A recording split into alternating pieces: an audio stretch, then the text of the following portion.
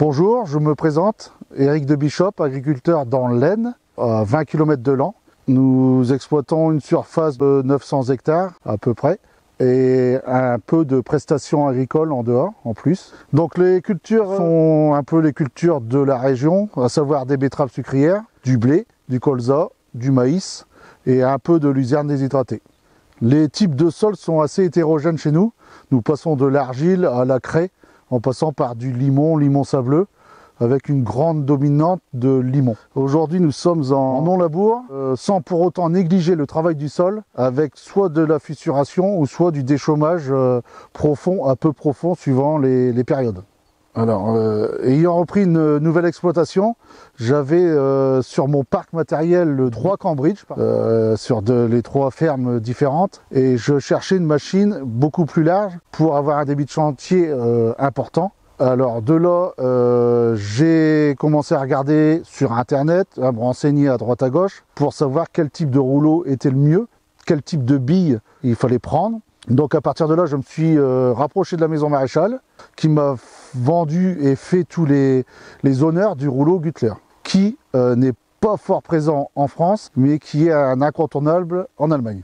Le choix de ce rouleau, de ce type de bille, s'est imposé naturellement de par sa qualité de travail au niveau agronomique. Quand on regarde de plus près le type de bille, nous voyons qu'il y a 2 sortes de billes qui sont côte à côte, qui travaillent complètement différemment. Lors du travail, on constate instantanément que la terre fine est mise un peu en profondeur. Les terres un peu plus grossières sont remises en superficie, ce qui évite énormément l'abattance et fait une aération du sol naturelle. Le côté largeur est bien entendu pour un débit de chantier important lors des fenêtres de tir qui ne sont pas toujours faciles à avoir pour optimiser le travail et le temps de travail tout simplement. Enfin, j'ai pris comme choix l'attelage sur les bras de relevage du tracteur, un attelage pivotant qui me permet de tourner extrêmement court. À savoir qu'un passage de rouleau en fourrière me permet j'en ai assez pour moi tourner pour reprendre mes tours. Donc on reprend passage sur passage, très aisément. Donc cette machine a été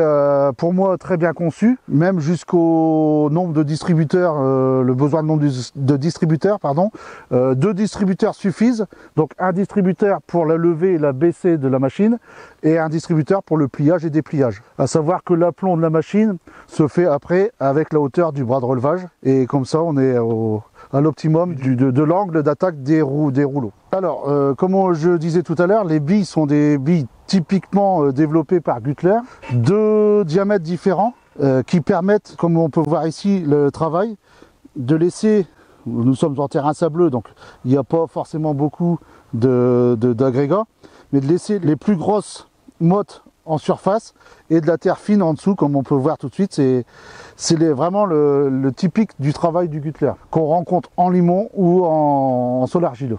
On peut constater qu'avec les 2 différents diamètres de disque, le rouleau suit le sol malgré les différences de niveau.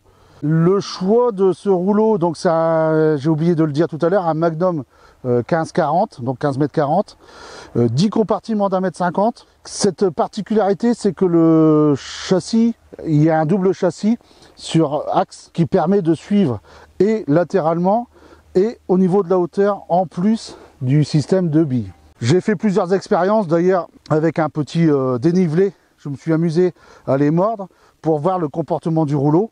Et c'est vraiment impressionnant de voir que le rouleau n'est pas suspendu comme un rouleau Cambridge sur un arbre de 3 mètres, mais qui suit réellement le sol. Donc là, nous sommes arrivés derrière la machine, un système de freinage pneumatique qui est indispensable, de toute manière au niveau réglementaire, c'est obligatoire. En option, j'ai pris le système de compensation pour que la pression soit égale sur l'ensemble du rouleau. Donc c'est un système avec un vérin qui permet de remettre de la pression en bout de chaque élément côté gauche ou droit et d'avoir une pression sur toute la ligne de travail identique. Donc particularité aussi de cet outil, nous avons tous les disques de travail qui sont en ligne, ce qui nous permet quand on fait notre demi-tour en bout de champ, les premiers disques tournent très peu, voire pas du tout, et ceux du bout de l'outil tournent peut-être à 15 ou 20 ou 30 km/h.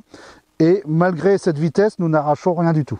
Donc aujourd'hui, l'utilité du rouleau était principalement pour rappuyer les céréales au printemps avec les hivers différents que nous avons, à savoir remettre en contact racines et terre pour que les plantes puissent bien s'alimenter, que ce soit sur céréales d'hiver ou d'automne.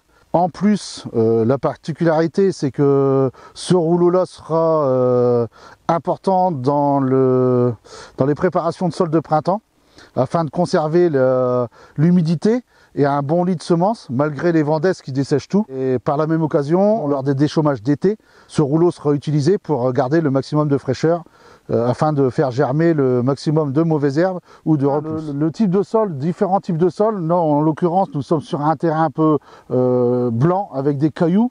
On voit que le semis a été un peu forcé. On voit des lignes de semis, justement. On voit que ça a été un peu forcé. Ce côté-là n'a pas encore été travaillé avec le rouleau Güttler. Ce côté-là, on voit tout de suite que ça a été travaillé. À partir de là, on voit que on a réaéré le sol. On a remis les racines en contact avec la terre, en ayant les petits agrégats, les petites boulettes de terre au-dessus et la terre fine en dessous. Donc, objectif pleinement atteint. Et grâce à cette machine-là, on a un débit de chantier qui est quand même extraordinaire.